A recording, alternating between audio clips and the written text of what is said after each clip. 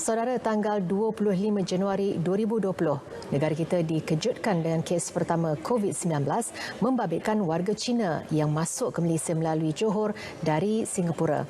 365 hari sudah berlalu. Kini rakyat Malaysia masih berperang melawan COVID-19 yang mula-mula dikesan di Wuhan, China.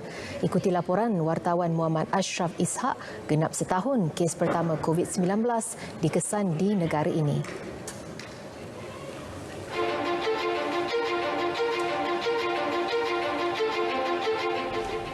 Selepas kes pertama disahkan, kumulatif kes jangkitan terus bertambah.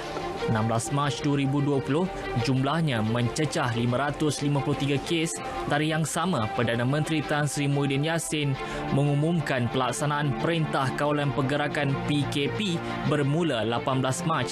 Sebaik dikuat kuasa, hampir keseluruhan aktiviti harian terhenti. Jalan raya lengang, sekatan didirikan dan orang ramai dinasihat kekal berada di rumah, sesuatu yang tidak pernah dibayangkan sebelum ini. PKP yang pada awalnya hanya untuk tempoh 2 minggu dilanjutkan sebanyak 3 kali sehingga 4 Mei sebelum PKP bersyarat dan PKP pemulihan diperkenal. Pada ketika PKP 1.0 tu, hampir tiada pergerakan rakyat Malaysia pada ketika itu. Di mana pada masa PKP 1.0 tu kita boleh anggap sebagai total lockdown. Kita kebanyakan populasi, bukan setakat Malaysia saja, kita takut, kita tak faham COVID ni macam mana kita nak prevent dan sebagainya, menjadikan kita duduk di rumah diam-diam. Sebabnya tak ada orang bergerak. Sekarang ni berbeza dengan PKP 2.0 ni, di mana kebanyakan orang terus melakukan aktiviti seperti biasa, terutamanya dalam sektor ekonomi pekerjaan. Ada kekurangan sikit daripada pelanggan-pelanggan. Banyak ada perbezaannya. Yalah, kita kena bersedia dengan keadaan ni, kehidupan baru ni lah. Cara baru lah. Dan memang banyak kesan sampingan dia lah pada kita dan pada pelanggan-pelanggan ni lah. Jadi perbezaan kehidupan tu memang ketara sangat lah. Memang dulu kita aktiviti harian tu kita bebas lah sikit. Tapi sekarang kita ada limit lah sikit. Sebab ada jangkitan penyakit kan.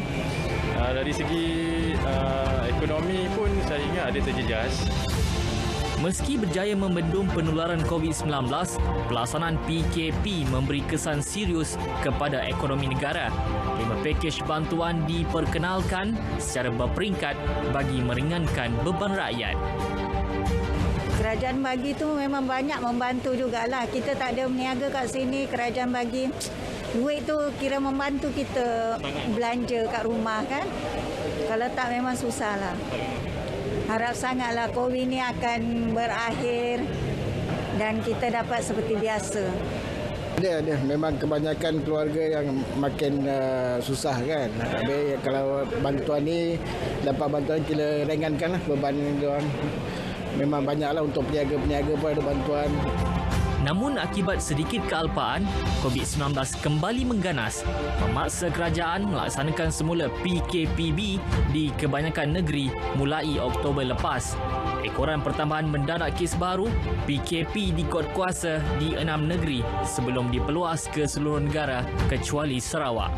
Meski bekalan vaksin dijangka tiba di negara ini penghujung bulan depan, namun ia bukan jaminan untuk kita terhindar daripada COVID-19.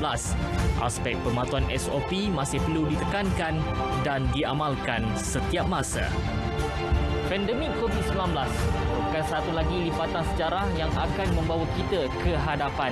Dalam tempoh setahun ia bertapak di negara ini, kita telah melalui pelbagai cabaran dan rintangan daripada pelbagai sudut, terutama kesihatan dan ekonomi.